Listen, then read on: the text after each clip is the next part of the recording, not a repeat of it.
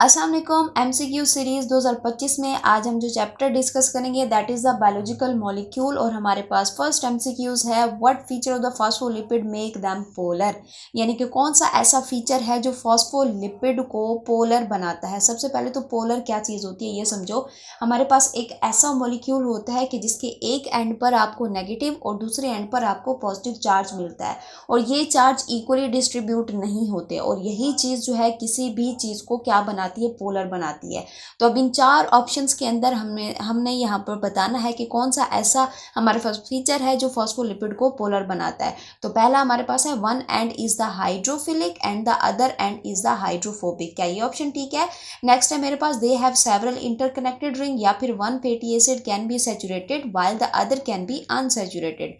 Fourth है मेरे पास they can exist in right handed and left handed version. तो इसमें से हमारे पास जो एग्जैक्ट आंसर है that is one end is hydrophilic and one end is the hydrophobic. अब यहाँ पर देखो कि हमारे पास जो हाइड्रोफिलिक एंड होता है ना वो वाटर लविंग होता है और यही वजह है कि जो हेड होता है ना वो जो फॉस्फोलिपिड का हेड है वो बाहर की तरफ होता है और हाइड्रोफोबिक जो टेल होती है वो अंदर की तरफ होती है और यही चीज़ें जो होती हैं इसको पोलर बनाती हैं और यही चीज़ जो है वो क्या बना रही होती है, सेल मेम्ब्रेन का स्ट्रक्चर बना रही होती है। नेक्स्ट है what do cellulose and glycogen have in common, यानी कि हमने बताना है कि सेलुलोज और ग्लाइकोजिन में कॉमन क्या है। नथिंग, कुछ भी नहीं। They are both found in plant, क्या ये दोनों प्लांट में है या फिर दोनों जो है वो पॉलीसेकेराइड हैं या फिर दोनों जो है वो मोनोसेकेराइड हैं। तो इसको जो एग्जैक्ट आंसर है दैट इज के दोनों क्या है वो हमारे पास पॉलीसेकेराइड हैं। अच्छा जी, तीसरा है हमारे पास कि अ double stranded molecule that encoded genetic information is, ये तो आप सबको पता है वो क्या होता है, डीएनए। नेक्स्ट फोर्थ है हमारे पास कि विच of the following best fit the category of the polysaccharide, यानी कि इनमें से हमने बताना है कि कौन सा ऐसा हमारे पास क्या है कंपाउंड है जो कि पॉलीसेकेराइड की कैटेगरी में आता है। ग्लूकोज है, सेलुलोज है, माल्टोज है या सक्रोज है। अब देखो ग्लूकोज जो होता है वो एक मोनोसेकेराइड है तो हम नहीं कह सकते कि ये पॉलीसेकेराइड में आता है। अच्छा जी, माल्टोज जो है ये क्या है, एक डाइसेकेराइड है, ये भी नहीं आएगा। अच्छा जी, सक्रोज जो है ये भी मेरे पास क्या है, ये भी एक डाइसेकेराइड है तो ये भी नहीं आएगा। तो इसके जो एग्जैक्ट आंसर है मेरे पास वो क्या है, सेलुलोज। अच्छा जी, अब नेक्स्ट है हमारे पास a triglyceride is a form of dash composed of dash. अब देखो ट्राइग्लिसराइड एक क्या है, एक लिपिड है और ये किस चीज से मिलके बना है, लिपिड से, fatty acid and glucose. Glucose हमारे पास क्या है, ये कार्बोहाइड्रेट में होता है तो ये इसका ऑप्शन नहीं होगा। अच्छा जी, lipid, fatty acid and the glycerol, yes ये जो हमारे पास ऑप्शन बी है ये इसका राइट आंसर है कि ट्राइग्लिसराइड जो है वो बना होता है फैटी एसिड से और किस चीज़ से, ग्लाइसरोल से।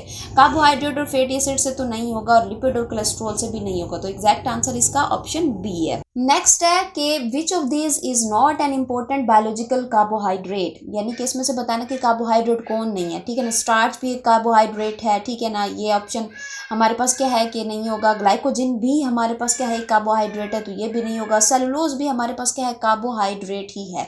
तो बचा क्या हमारे पास, मायोग्लोबिन। तो मायोग्लोबिन जो है ये एक कार्बोहाइड्रेट नहीं है। क्यों नहीं है? क्योंकि ये हमारे पास क्या होती है, ये एक प्रोटीन है, कार्बोहाइड्रेट नहीं है। ये ऑक्सीजन स्टोर करता है कहाँ पर, हमारे मसल्स में। अच्छा जी, सेवंथ है हमारे पास which kind of the bond और interaction support tertiary structure in the protein, यानी कि टर्शरी स्ट्रक्चर के अंदर जो बॉन्ड होता है वो बॉन्ड कौन सा है, क्या वो हाइड्रोजन बॉन्ड है, कोवलेंट बॉन्ड है, आयनिक बॉन्ड है या ऑल ऑफ दीज। ये आप लोगों ने खुद बताना है क्योंकि प्रोटीन के स्ट्रक्चर में आप लोगों ने टर्शरी स्ट्रक्चर पढ़ा होगा तो आप लोगों को पता होगा कि उसके स्ट्रक्चर के अंदर कौन कौन से बॉन्ड होते हैं, तो ये आपने खुद बताना है। नेक्स्ट है कि विच one of the following kind of the atom does not occur in the carbohydrate, ठीक है ना, यानी कि हमने बताना है कि इन एटम्स में से कौन सा ऐसा एटम है जो कार्बोहाइड्रेट के अंदर नहीं है। तो यहाँ पर देखिए कार्बन भी होता है, हाइड्रोजन भी होता है, ऑक्सीजन भी होता है, तो होता क्या नहीं है हमारे पास, यहाँ पर हमारे पास जो है वो फास्फोरस नहीं होता। तो इसका एग्जैक्ट आंसर मेरे पास क्या है, फास्फोरस। ठीक है, फास्फोरस जो है वो यहाँ पर नहीं होता।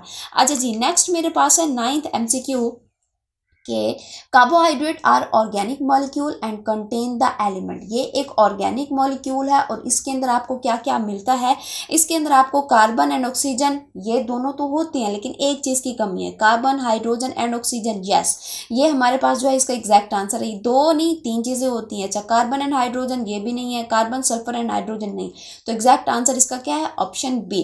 अच्छा जी, 10th है the covalent bond between two monosaccharide is called, यानी कि हमारे पास जो ग्लूकोज प्लस ग्लूकोज के दरमियान में जो बॉन्ड बनता है that is the glycosidic bond. Glyco word निकला ही कहाँ से है, ग्लूकोज से है, तो ग्लूकोज और ग्लूकोज के दरमियान में जो बॉन्ड बनता है that is the glycosidic bond. अच्छा जी, 11th है कि monosaccharide which are rare in nature, जो बहुत ही कम पाई जाती है हमारे पास, वो कौन से हैं, डाइसेकेराइड, ये हमारे पास क्या है कि ये भी नहीं होगा, ठीक है ना, मोनोसेकेराइड पाई जाती है, ठीक है ना, पॉलीसेकेराइड भी बहुत ज़्यादा है, आप लोग अपने इर्द गिर्द जितने भी प्लांट्स देखते हो उनमें सेलुलोज होता है, ये भी बहुत ज़्यादा अबेंडेंटली होता है। तो इसका जो हमारे पास एग्जैक्ट आंसर है वो क्या है, वो है जी ओलिगोसेकेराइड। ओलिगोसेकेराइड देखो हमारे पास 3 से लेकर 10 मोनोसेकेराइड यूनिट से मिलकर बनता है और नेचर में ये बहुत ही कम मिलते हैं, इसलिए ये जो है ना बहुत ही क्या होते हैं, रेयर होते हैं। अच्छा जी, 12th MCQ है which one are intermediate in respiration and the photosynthesis both, यानी कि वो कौन सा हमारे पास इंटरमीडिएट है। इंटरमीडिएट क्या होता है कि ऐसा कंपाउंड जो बनता है और फौरन ही टूट जाता है, ठीक है, तो इंटरमीडिएट रेस्पिरेशन में भी हो और फोटोसिंथेसिस में भी हो और एक ही हो, ठीक है ना, दोनों में सेम यूज होता, वो क्या है हमारे पास, राइबोज एंड हेप्टोज ये भी नहीं है, फ्रक्टोज एंड द राइबोलोज बिल्कुल भी नहीं है ये। अच्छा जी, पेंटोज एंड हेक्सोज ये भी नहीं है, तो इसका जो एग्जैक्ट आंसर है that is the glyceraldehyde and the dihydroxy acetone, ठीक है, इसका एग्जैक्ट आंसर हमारे पास ये है। नेक्स्ट है व्हेन टू ग्लूकोज मॉलिक्यूल, यानी कि एक ग्लूकोज का फार्मूला हमारे पास ये है, जब यही ग्लूकोज दूसरे ग्लूकोज से मिलता है तो इसका फार्मूला हमारे पास ये बनना चाहिए C12H24O12, लेकिन इसका फार्मूला हमारे पास क्या बनता है, C12H22O11, जो कि एक क्या है, माल्टोज है, ठीक है। तो आप मुझे ये बताएं कि ऐसा क्यों नहीं होता कि हमारे पास क्या है कि दो ग्लूकोज के मॉलिक्यूल जुड़ने से ये फार्मूला आना चाहिए था लेकिन ये आता है, ठीक है, ऐसा क्यों होता है, बिकॉज कि जब हमारे पास दो ग्लूकोज के यूनिट आपस में जुड़ते हैं तो उनसे क्या निकलता है, वाटर निकल जाता है, तो वाटर जब निकलता है तो हमारे पास जो रिमेनिंग जो मॉलिक्यूल होते हैं वो हमारे पास क्या है, C12H22O11। तो यहाँ पर अब देख कर बताइए ऑप्शन में कि हमारे पास एग्जैक्ट आंसर क्या होगा, कि ट्रांसपायरेशन टेक प्लेस हो रही है, बिल्कुल भी नहीं, ट्रांसपायरेशन नहीं हो रही, ठीक है ना। क्या हाइड्रोलाइसिस टेक प्लेस हो रही है, नहीं भाई, हाइड्रोलाइसिस टेक प्लेस नहीं हो रही।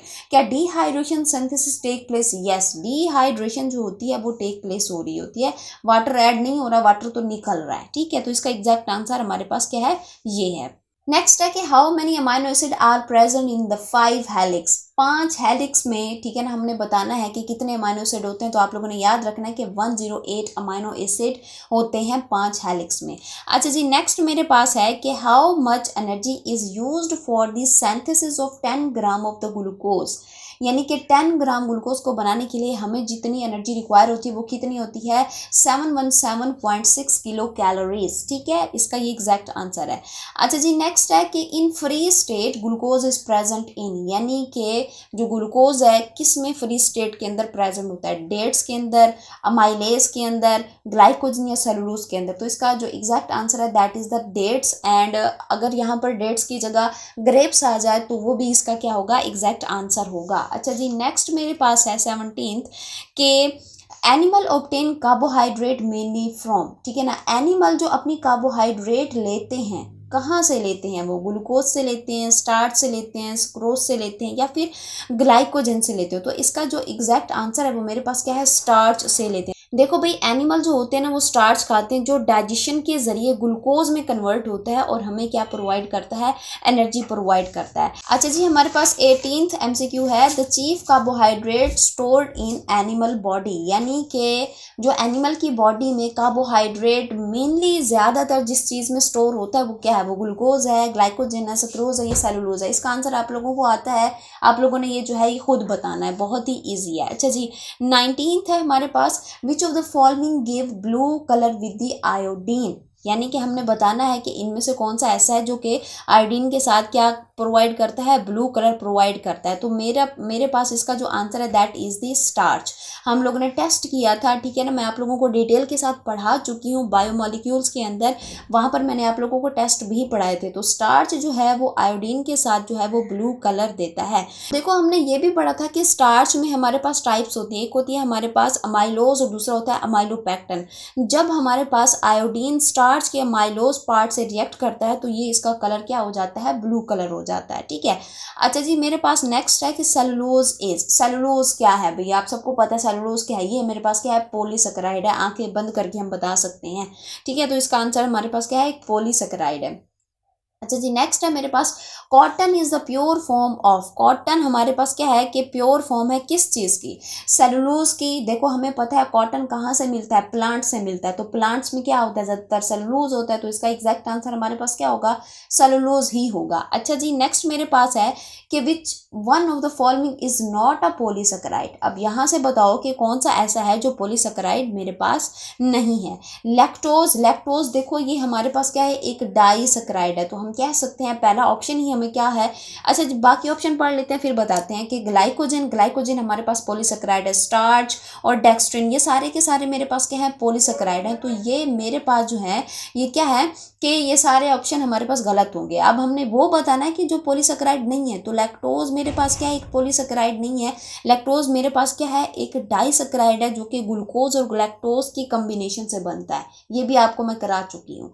अच्छा जी, हमारे पास 23rd है the most abundant carbohydrate in the nature. अब बताना है कि सबसे ज़्यादा अबेंडेंटली कार्बोहाइड्रेट जो नेचर में होती है वो क्या होती है। आप लोगों को पता है कि आप आसपास देखते हो कितनी ग्रीनरी है, यानी कि कितने प्लांट्स हैं, ट्रीज़ हैं, ठीक है ना। तो उन सब में क्या है, सेलुलोज है। तो सबसे ज़्यादा क्या प्रेजेंट होगा, सेलुलोज हमारे पास प्रेजेंट होता है। अच्छा जी, 24th है which one is the common polysaccharide on the earth. अब देखो यहाँ पर एक ही MCQ है, ठीक है। ऑप्शन हमारे पास आंसर एक है लेकिन दो तरीकों से पूछा हुआ है। Which one is the common polysaccharide, यहाँ पर था अबेंडेंट कार्बोहाइड्रेट या फिर अब यहाँ पर पूछ रहे हैं कि which one is the common polysaccharide. अब आप लोग खुद यहाँ पर देख लें कि एक ही हमारे पास क्या होगा, आंसर होगा, लेकिन उसको 2-3 तरीकों से पूछा जा सकता है, ठीक है। तो अब 24th है कि which one is the common polysaccharide on the earth. तो ये भी इसका आंसर क्या होगा, सेलुलोज ही हमारे पास इसका आंसर होगा। अच्छा जी, नेक्स्ट मेरे पास है the heterogeneous group of the compound, यानी कि हमारे पास एक ऐसा कंपाउंड है जिसमें हेट्रोजीनस ग्रुप है, यानी कि उसमें एक जैसा हमारे पास कोई भी मॉलिक्यूल नहीं है, सारे के सारे डिफरेंट है। Related to fatty acid is called, और वो रिलेट करता है फैटी एसिड से, उसको हम क्या कहते हैं, उसको हम कहते हैं प्रोटीन भी नहीं कहेंगे क्योंकि इसके अंदर हमारे पास सारे के सारे अमाइनो एसिड ही होते हैं। हाँ, वो उनके नेम डिफरेंट होते हैं लेकिन सारे होते ही तो हमारे पास क्या है, अमाइनो एसिड है। ग्लूकोज में हमारे पास हम नहीं कह सकते, कार्बोहाइड्रेट भी नहीं कह सकते, ठीक है। तो हमारे पास जो एग्जैक्ट आंसर है इसका हमारे पास क्या है, लिपिड है।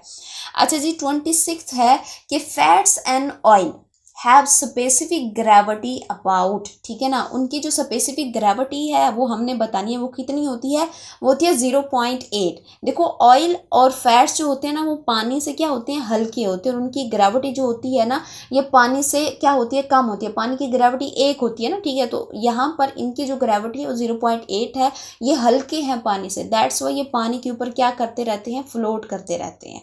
अच्छा जी, 27th है fatty acid R component of lipid, ये तो हमें पता है लिपिड का कंपोनेंट है। अच्छा जी, unsaturated fatty acid contain dash double bond. अब हमें पता है कि जो हमारे पास फैटी एसिड है दो टाइप है, एक होती है अनसैचुरेटेड, दूसरा होता है सैचुरेटेड। तो अब यहाँ पर पूछ रहे हैं कि अनसैचुरेटेड फैटी एसिड में कितने डबल बॉन्ड होते हैं। तो यहाँ पर कितने बॉन्ड हो सकते हैं, अप टू 6, ठीक है ना, अप टू 6 यहाँ पर इसके पास बॉन्ड हो सकते हैं। 28th है विच of the following is an unsaturated fatty acid. अब मुझे यहाँ पर बताओ कि इसमें से कौन सा ऐसा है जो अनसैचुरेटेड है। तो इसकी एग्जांपल हमने की थी, तो इसमें हमारे पास इसकी जो एग्जैक्ट आंसर इसका है हमारे पास क्या है, ओलिक एसिड। ओलिक एसिड एक मोनो अनसैचुरेटेड फैटी एसिड है जिसमें एक ही डबल बॉन्ड होता है, और ये ऑलिव ऑयल के अंदर आप लोगों को मिलता है। अच्छा, नेक्स्ट है मेरे पास के phosphatidyl choline is one of the common, ये हमारे पास क्या है, कॉमन हमारे पास क्या है जी, एसाइल ग्लिसरॉल बिल्कुल भी नहीं। फॉस्फोलिपिड यस, हमारे पास क्या है, एक फॉस्फोलिपिड है। टर्पिनॉइड्स भी नहीं है और वैक्स भी नहीं है। देखो जो हमारे पास फॉस्फेटिडाइल कोलिन है ना, एक फॉस्फोलिपिड है जो सेल मेम्ब्रेन का इंपॉर्टेंट पार्ट है। इसको हम लेसिथिन भी कहते हैं, ये भी आप लोगों ने याद रखना है कि फॉस्फेटिडाइल कोलिन का दूसरा नाम हमारे पास क्या है, लेसिथिन भी है। अच्छा जी 30 हमारे पास MCQs है। Terpenoid are important group of the compound that are made up of the simple repeating unit. ठीक है ना, ये क्या है कि कंपाउंड का इंपॉर्टेंट ग्रुप है, क्या चीज, टर्पिनाइड, जो कि बनता है किस चीज के रिपीटिंग यूनिट से, एसाइल ग्लिसरॉल बिल्कुल भी नहीं, फास्फोलिपिड इससे भी नहीं बनता, कीटोन से भी नहीं बनता। इसका जो एग्जैक्ट आंसर है that is the isoprenoid. Terpenoid isoprene unit के रिपीटिंग पैटर्न से बनते हैं। ये प्लांट ऑयल और विटामिन का पार्ट होते हैं। ठीक है, समझ आ गई। अच्छा जी 31 है हमारे पास, which one of the following is not a lipid. अब यहाँ इन एग्जाम्पल में से मुझे बताओ कि कौन सा लिपिड नहीं है। काइटन हमारे पास क्या है, कि क्या ये लिपिड है या नहीं है, रबर है, क्यूटन है, ये कोलेस्ट्रॉल है। तो इसका जो एग्जैक्ट आंसर है दैट इज द काइटन। देखो काइटन जो होता है ना, वो एक पॉलीसेकेराइड है जो कि आप लोगों को मोस्टली जो हमारे पास आर्थ्रोपोड होते हैं, ठीक है ना, उनके एक्सोस्केलेटन में आप लोगों को सबसे ज़्यादा मिलता है। तो हमारे पास जो इसका एग्जैक्ट आंसर है, आंसर नंबर बी काइटन। ठीक है। अच्छा जी 32 हमारे पास है कि विच of the following is a lipid. अब यहाँ पर हमने ये बताया कि वो कौन सी ऐसी चीज़ है जो लिपिड नहीं है, इसमें से हमने ये बताना है कौन सी ऐसी चीज़ है जो लिपिड है। काइटन ये तो बिल्कुल नहीं होगा क्योंकि ऑप्शन हम ऊपर पढ़कर आए हैं। रबर है, स्टार्च है, या फिर हमारे पास क्या है, सक्रोज। सक्रोज मेरे पास क्या है, ये मेरे पास शुगर है तो ये भी नहीं हो सकता। स्टार्च मेरे पास क्या है, एक पॉलीसेकेराइड है तो ये भी नहीं होगा। रबर हमारे पास जो क्या है, एक लिपिड है। ठीक है, तो ये हम कहेंगे कि ऑप्शन नंबर बी। अच्छा जी 33 है हमारे पास, the number of the type of the amino acid that are found to occur in cells are. ये आप लोगों ने खुद बताना है कि कितने हमारे पास टाइप ऑफ अमाइनो एसिड होते हैं जो हमारे सेल्स के अंदर प्रेजेंट होते हैं। ये आप लोगों ने कमेंट बॉक्स के अंदर मुझे कमेंट करना है। अब अगर आप लोग यहाँ तक पहुँच चुके हैं और आप लोग MCQs की प्रैक्टिस भी कर रहे हैं मेरे साथ साथ, तो प्लीज़ वीडियो को लाइक करें, शेयर करें और चैनल को भी लाजमी सब्सक्राइब कर दें। अच्छा जी 34 है, the amino acid are mainly different from each other due to the type and the nature of. अब हमने का जो अमाइनो एसिड है उसका जो फॉर्मूला है वो हमने पढ़ रखा है कि यहाँ पर हमारे पास क्या होता है, यहाँ पर हाइड्रोजन होता है, यहाँ पर हमारे पास क्या होता है, आर ग्रुप होता है, यहाँ पर जो है वो कार्बोक्सिलिक एसिड ग्रुप होता है और यहाँ पर हमारे पास क्या होता है, अमाइनो ग्रुप होता है। तो अब हमने ये बताना है कि हमारे पास amino acid mainly differ from each other due to type and the nature of. क्या इनमें से बताओ कि किस चीज़ के डिफरेंट, ये चार आप लोगों को जो है फंक्शनल ग्रुप दिखाई दे रहे हैं, HNS2RCOO, ये चार हैं एक कार्बन के अराउंड। तो इन चारों ग्रुप में से मुझे देखकर बताओ कि कौन सा ऐसा ग्रुप है कि जिसकी वजह से जो अमाइनो एसिड होता है ना, वो क्या होता है, वो डिफर होता है। वो क्या है हमारे पास, वो है आर ग्रुप। तो इसमें से हमारे पास जो ऑप्शन ए है वो हमारे पास राइट आंसर है। अच्छा जी नेक्स्ट है हमारे पास 35 कि peptide bond is a. Peptide bond किस में बनता है, प्रोटीन के दरमियान में बनता है। प्रोटीन के दरमियान में बनता है मतलब क्या है कि वो किस किस के दरमियान में बन रहा होता है, यहाँ पर हमारे पास दो अमाइनो एसिड के दरमियान में बन रहा होता है। तो अब इसमें हमारे पास जो लिंकेज बनती है वो क्या होती है, देखो ये एक अमाइनो एसिड है। अब अगर मैं यही अमाइनो एसिड यहाँ पर बनाऊँ तो मेरे पास NH2, यहाँ पर C, यहाँ पर मेरे पास H है और यहाँ पर COOH है और ये मेरे पास R है। अब इन दोनों के दरमियान में अगर मैं बॉन्ड बनाऊँ तो मेरे पास जो बॉन्ड बन रहा है वो कार्बन और नाइट्रोजन के दरमियान में बन रहा है। तो इसका जो हमारे पास एग्जैक्ट आंसर बनेगा वो क्या है, कार्बन नाइट्रोजन लिंक होगा। ठीक है। अच्छा जी नेक्स्ट मेरे पास है कि which term will use when two amino acid join each other. यानी कि हमने वो टर्म बतानी है कि जब दो अमाइनो एसिड आपस में जुड़ते हैं, अगर एक जुड़ेगा तो उसको हम क्या कहेंगे, मोनोपेप्टाइड। नहीं भी, हम किसकी बात करें, दो अमाइनो एसिड की। तो उसका जो एग्जैक्ट आंसर है वो क्या होगा हमारे पास, डाईपेप्टाइड। पेप्टाइड जो है ये एक बॉन्ड का नाम है जो दो अमाइनो एसिड के दरमियान में बनता है। ट्राई भी नहीं होगा क्योंकि स्टेटमेंट में हमने जस्ट वो बताना है कि जिनमें हमारे पास दो अमाइनो एसिड आपस में जुड़े हों। टेट्रा भी नहीं है, तो हमारे पास इसका एग्जैक्ट आंसर क्या है, डाईपेप्टाइड है। अच्छा जी नेक्स्ट मेरे पास है 37 कि sequence of the amino acid in a protein molecule was determined by. किसने डिटरमाइन किया था, ये भी आप लोगों ने खुद बताना है। साइंटिस्ट के नेम, उनकी डिस्कवरीज और वो डिस्कवरीज कब हुई थी, किस साल में हुई थी, ये भी आप लोगों को पता होना चाहिए। इसका भी आप लोगों ने मुझे जो है वो आंसर करना है कमेंट बॉक्स के अंदर। Each chain of the haemoglobin has amino acid, यानी कि हमने एक चेन के अंदर बताना है कि हीमोग्लोबिन के अंदर जो अमाइनो एसिड होते हैं कितने होते हैं, क्योंकि हमें पता है इसकी कितनी चेन होती हैं, 4 होती हैं। ये हमारे पास क्या होता है, ये एक हमारे पास टेट्रामेरिक प्रोटीन है। तो इसकी एक चेन के अंदर हमारे पास कितने प्रोटीन होते हैं, वो होते हैं जी 141, इसका एग्जैक्ट आंसर। अच्छा जी, नेक्स्ट है 39th।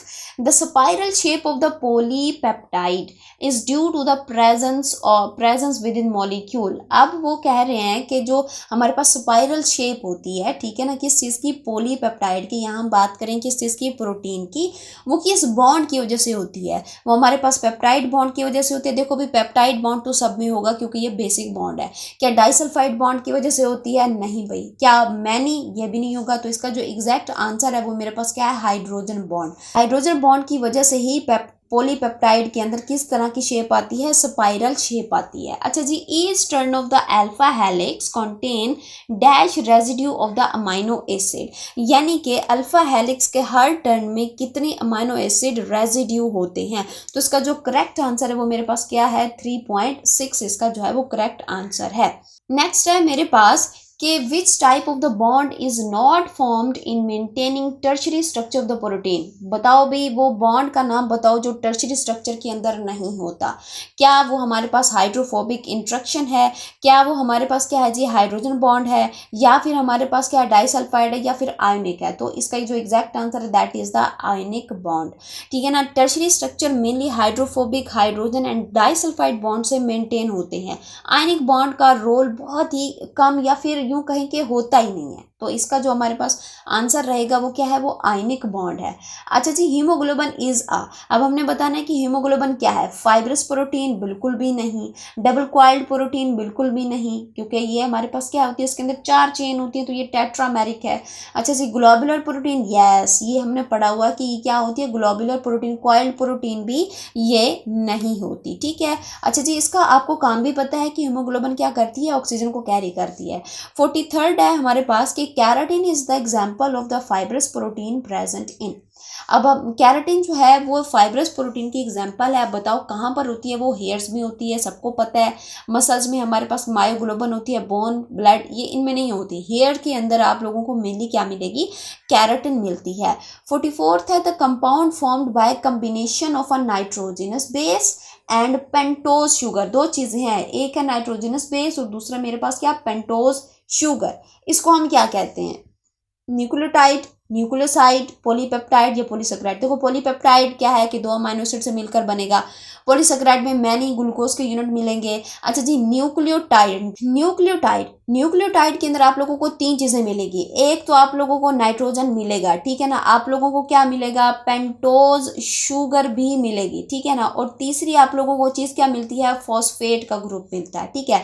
तो ये 3 चीजें होंगी तो ये न्यूक्लियोटाइड बनेगा। लेकिन जब हम किसकी बात करते हैं, नाइट्रोजन और पेंटोज शुगर की 2 चीजों की बात करते हैं, ठीक है, तो वो मेरे पास क्या होता है, एग्जैक्ट आंसर मेरे पास क्या है, न्यूक्लियोसाइड। साइड का मतलब कि इसमें 2 चीजें हैं, टाइड का मतलब इसमें कितनी चीजें हैं, 3 चीजें हैं। तो न्यूक्लियोटाइड और न्यूक्लियोसाइड के अंदर आप लोगों को जो डिफरेंस है वो पता होना चाहिए।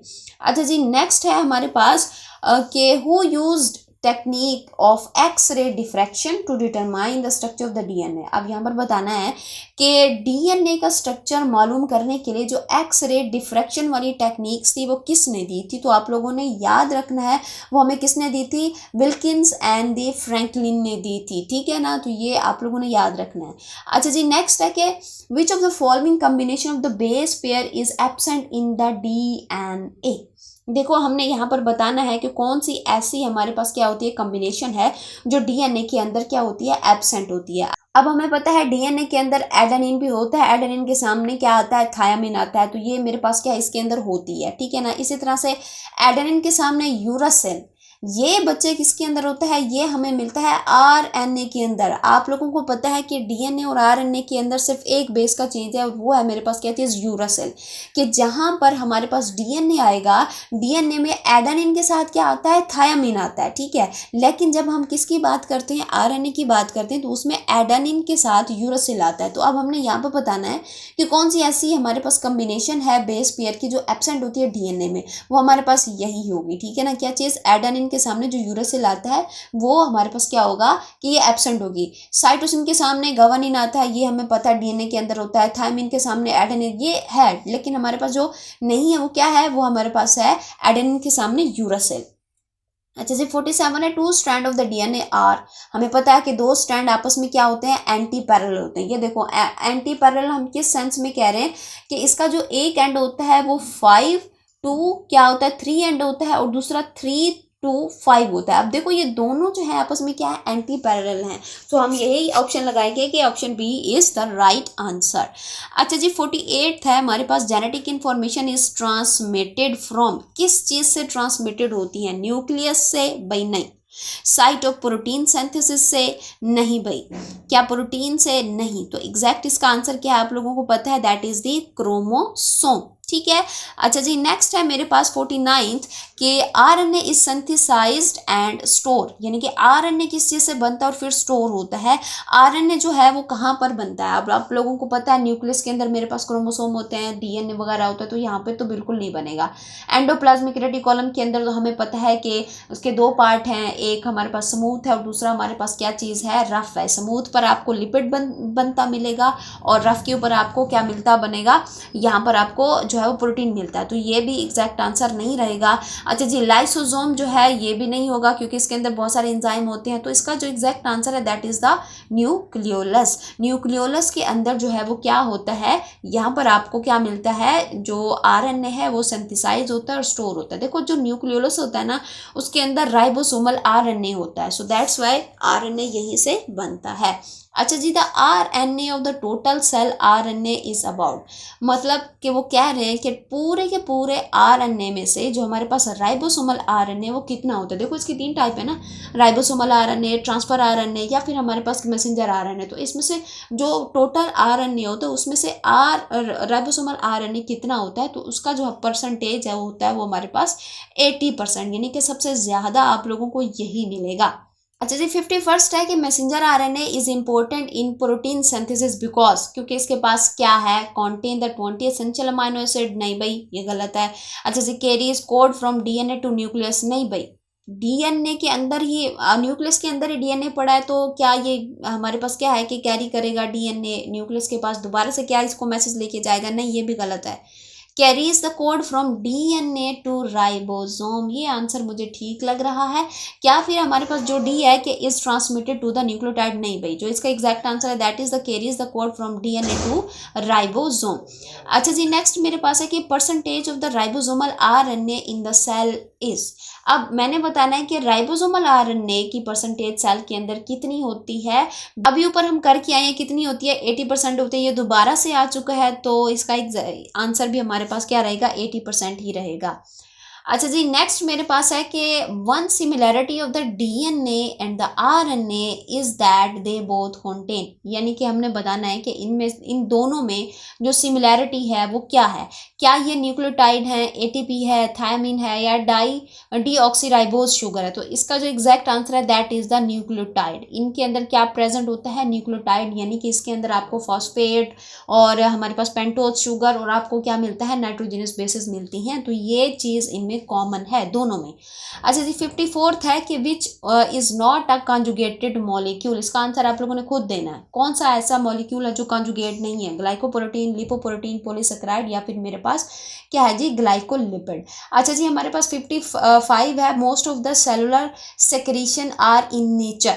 अब हमने बताना है कि बॉडी के अंदर जितनी भी तरह की सेक्रीशन होती है वो उनकी नेचर क्या है, वो किस चीज़ से मिलके बनी है, क्या वो प्रोटीन होती है, लिपिड होती है, कार्बोहाइड्रेट या फिर ग्लाइकोप्रोटीन। देखो हमारी बॉडी में क्या क्या सेक्रेट हो सकता है, पहले तो ये आपको पता होना चाहिए, जैसे कि एंजाइम है, हार्मोन्स हैं, एंटीबॉडीज़ होते हैं, ये सारे के सारे आपको पता है किस चीज़ से मिलके बने हैं। लिपिड्स के बिल्कुल भी नहीं, कार्बोहाइड्रेट के बिल्कुल भी नहीं, ग्लाइकोप्रोटीन के बिल्कुल भी नहीं। तो इसका जो आंसर रहेगा वो मेरे पास क्या है, प्रोटीन्स। 56 है कंजुगेटेड हिस्टोन प्रोटीन आर, ये किस तरह की प्रोटीन होती हैं हमारे पास, ये किस तरह की प्रोटीन होती हैं, क्या ये स्ट्रक्चरल एंड रेगुलेटरी प्रोटीन है, स्ट्रक्चरल ओनली, रेगुलेटरी ओनली, या फिर ट्रांसपोर्ट ओनली। तो इसका जो हमारे पास क्या एग्जैक्ट आंसर रहेगा वो है जी मेरे पास structural and the regulatory proteins है मेरे पास। देखो हिस्टोन प्रोटीन डीएनए का स्ट्रक्चर सपोर्ट और जीन रेगुलेशन दोनों में जो है वो रोल प्ले करता है, ठीक है। अच्छा जी, नेक्स्ट है मेरे पास कि histone protein are. Histone protein क्या होती है, न्यूक्लियाई है, क्रोमोसोम्स है, राइबोसोम है, या फिर मेरे पास क्या होती है, माइटोकॉन्ड्रिया होती हैं। तो इसको जो एग्जैक्ट आंसर है वो मेरे पास क्या होती है कि प्रेजेंट जो होती हैं वो किसके ऊपर होती हैं, क्रोमोसोम के ऊपर। हमने पढ़ा हुआ है कि ये मेरे पास क्या है, ये मेरे पास क्या है, डीएनए है, ठीक है ना। डीएनए जो है वो स्पेसिफिक लेंथ के बाद यहाँ पर प्रोटीन्स के ऊपर क्या हो जाता है, रैप हो जाता है। तो यहाँ पर जो आपको हिस्टोन मिलती हैं किसके ऊपर मिलती हैं, आप लोगों को क्रोमोसोम के ऊपर ही मिलती हैं, और डीएनए हमें पता है इटसेल्फ क्रोमोसोम ही है, ठीक है। अब जैसे कि nucleic acid have special affinity for, अब न्यूक्लिक एसिड जो होता है ना इसकी स्पेशल एफिनिटी होती है किसके साथ, ठीक है ना। क्या वो एसिडिक प्रोटीन के साथ एफिनिटी रखते हैं, बेसिक के साथ, न्यूट्रल के साथ, या फिर ऑल ऑफ दीज। तो इसका जो एग्जैक्ट आंसर है वो मेरे पास क्या है, बेसिक प्रोटीन। देखिए भाई न्यूक्लिक एसिड जो होता है वो नेगेटिवली चार्जेड होते हैं, इसलिए ये बेसिक चार्जेस, बेसिक मतलब क्या कि प्रोटीन पॉजिटिवली चार्जेड प्रोटीन से क्या करते हैं, ये बाइंड करते हैं। 59th है the nucleotide of the each polynucleotide chain of the DNA are held together by. अब बताना है कि हमने जो न्यूक्लियोटाइड होते हैं, ठीक है ना, पॉली न्यूक्लियोटाइड चेन के अंदर जो डीएनए के अंदर होता है वो किस बॉन्ड के थ्रू जो है यहाँ पर बाइंड होते हैं। इसका आंसर भी आप लोगों ने खुद देना है, क्योंकि आपको पता है कि दो न्यूक्लियोटाइड के दरमियान में जो बॉन्ड बनता है उसका नाम क्या है। अच्छा जी, नेक्स्ट मेरे पास है कि विच of the following is not a fibrous protein. अब यहाँ पर हमने बताना है कि फाइब्रस प्रोटीन कौन सी नहीं है। सिल्क ये भी हमारे पास क्या है, फाइब्रस प्रोटीन है, फिब्रिन ये भी, कैराटिन ये भी। तो इसका एग्जैक्ट आंसर जो रहेगा वो है हमारे पास क्या चीज़, इंजाइम, क्योंकि इंजाइम जो होते हैं वो क्या होते हैं, ग्लोबुलर प्रोटीन होते हैं। नेक्स्ट है कि globular protein differ from fibrous protein, यानी कि फाइब्रस प्रोटीन और ग्लोबुलर प्रोटीन किस चीज़ में एक दूसरे से डिफरेंट है। हैविंग अमाइनो एसिड, देखो भाई प्रोटीन है ग्लोबुलर भी और फाइब्रस भी, तो दोनों में अमाइनो एसिड तो होगा, तो ये जो ऑप्शन है ये हमारे पास राइट नहीं है। अच्छा जी, being soluble in aqueous media, तो ये इसका जो है हमारे पास एग्जैक्ट आंसर है। वो क्यों, क्योंकि हमारे पास जो ग्लोबुलर प्रोटीन होती है ना वो पानी में सॉल्युबल होती हैं और ये इर्रेगुलर शेप रखती हैं, जबकि जो फाइब्रस प्रोटीन होती है ना ये क्या होती हैं, ये हमारे पास जो है वो इनसॉल्युबल होती हैं और थ्रेड लाइक होती हैं, ठीक है। नेक्स्ट है मेरे पास which one of the following is correct from the messenger RNA, यानी कि इसमें से हमने बताना है कि मैसेंजर आरएनए की जो करेक्ट ऑप्शन है वो बतानी है। डबल स्ट्रैंडेड होता है तो ये भी हमारे पास नहीं है। Made up of the nucleoside ये भी नहीं है। टोटल ये हमारे पास कितना होता है, 3 to 4% ऑफ द आरएनए, तो ये हमारे पास इसका क्या होता है, एग्जैक्ट आंसर है। अच्छा जी, नेक्स्ट है the size of the transfer RNA in the cell is about dash nucleotide, यानी कि अगर हम इसके अंदर जो न्यूक्लियोटाइड है उसको देखें, ठीक है, ट्रांसफर आरएनए के अंदर, और इसकी पूरी लेंथ को फिर देखें तो उसके अंदर कितने हमारे पास क्या होते हैं, न्यूक्लियोटाइड होते हैं, तो वो हमारे पास कितने होते हैं, 90 होते हैं। देखो भाई ट्रांसफर आरएनए मॉलिक्यूल छोटा है जिसमें अराउंड 75 से लेकर या 90 न्यूक्लियोटाइड होते हैं। अच्छा जी, 64 है विच of the following is not a nucleotide. अब हमने बताना है कि हमारे पास क्या है कि वो क्या है जो न्यूक्लियोटाइड नहीं है। देखो भाई एडीपी भी एक न्यूक्लियोटाइड है, तो ये इसका एग्जैक्ट आंसर नहीं है। एनएडी भी है, ठीक है ना। एडिनोसिन ट्राइफॉस्फेट यानी कि एटीपी ये भी है, तो ये हमारे पास जो डीएनए है इसका एग्जैक्ट आंसर है। अच्छा जी, नेक्स्ट मेरे पास है 65 the steroid are classified as, यानी कि क्लासिफाइड जो स्टीरॉइड है वो किसकी हमारे पास क्लास है, वो हमारे पास किसकी है आपको पता है, और हमारे पास लिपिड की है। अच्छा जी, 66 है हमारे पास haemoglobin is an example of which functional class of the protein. अब इसमें हमने ये बताना है कि जो हीमोग्लोबिन है किस फंक्शनल क्लास ऑफ प्रोटीन का एग्जाम्पल है। तो इसमें हमारे पास क्या कंट्रैक्टाइल है, भाई नहीं। क्या स्ट्रक्चरल है, बिल्कुल भी नहीं। रेगुलेटरी है, बिल्कुल भी नहीं। ये क्या करता है, ट्रांसपोर्ट करता है किस चीज़ को, ऑक्सीजन को ये क्या करता है, ट्रांसफर करता है। अच्छा जी, हमारे पास 67th है सुफिक्स डैश एज, ठीक है ना, indicate enzyme.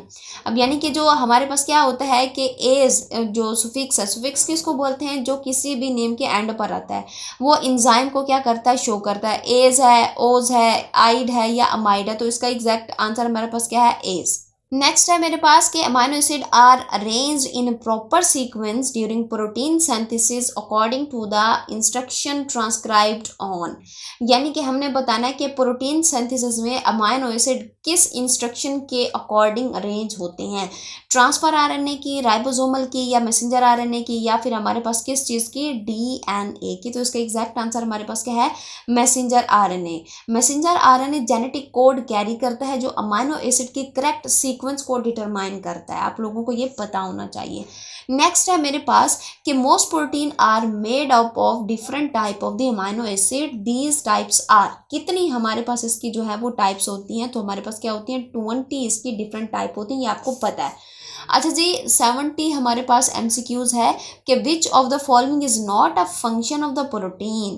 Function of the protein हमारे पास क्या नहीं है, हॉर्मोन्स भी हमारे पास किस चीज़ के बने होते हैं, प्रोटीन के बने होते हैं, तो ये हमारे पास फंक्शन है प्रोटीन का, तो ये हमारे पास आंसर नहीं होगा। एंटीबॉडीज़ भी प्रोटीन के बने होते हैं, ये भी है।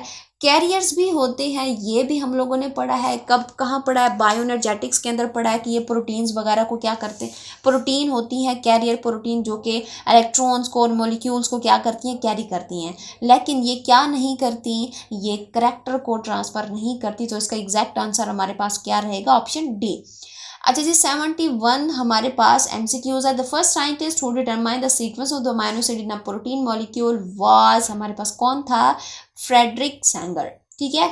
अच्छा जी, नेक्स्ट हमारे पास है कि now we know that there are dash over protein in the human body. यानी कि अब हमें पता है कि हमारी बॉडी के अंदर कितनी प्रोटीन होती हैं, तो उसका जो एग्जैक्ट आंसर है वो है 1 लाख प्रोटीन।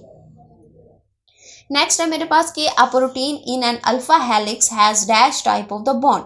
अब अल्फा हेलिक्स के अंदर हमने बताना है कि कौन सा हमारे पास क्या होता है, टाइप ऑफ बॉन्ड प्रेजेंट होता है, तो उसके अंदर हमारे पास जो बॉन्ड होता है that is the hydrogen bond.